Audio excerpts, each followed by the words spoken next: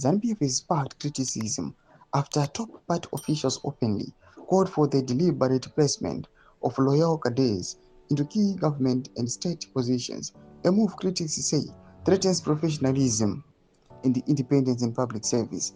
Sarabena Mashko Branyo Kopangwana ZANU-PF to handpick loyal cadres for government post. Chitiko chaonekwa kunzi ZANU yakuda kuisa vanhu vari loyal to its party vari kupusha for 2030 pama key governmental post. Aiwa, as a way kuya panguva ino vachifaya nekudemonta vakomana vese vama andi 2030 lieutenants. That was subscribe or like on the bell icon. Now, the party's Secretary General Advocate Jacob Ndenda, with the remarks while addressing delegates at a ZANU-PF provincial outreach program held recently at the Bulawayo Polytechnic. He was accompanied by National Political Commissar Narazi Machacha and the Bulawayo Provincial Chairman Chaulan Sivanda, among other senior party figures, with the entire 8 provinces to maintain a comprehensive database of qualified and eligible cadres for deployment into government, stressing that public institutions must be filled by patriotic and disciplined citizens ready to defend the nation against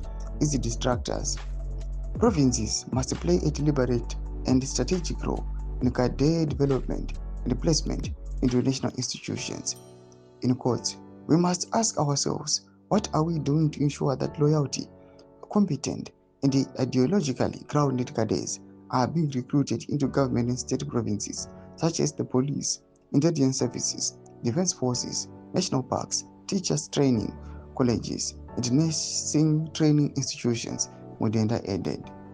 Critics warn that this directive risks politicizing essential state institutions, turning them into extensions of ruling party rather than an impartial bodies serving the public. Opposition parties and civil society groups argue that the focus on loyalty and ideological alignment undermines merit-based recruitment and could entrench patronage networks across the country. Observers also note that such handpicking of loyal cadres could weaken accountability and compromise the independence of institutions like the police, army, and intelligence services, raising concerns about the long-term impact on governance and democratic processes in Zimbabwe. Doma developments are kubuda pangwa ino. Pinangoma section medu za fungu imo tukudi pamsoro pechitiko ichi. So subscribe or like, turn on the bell icon.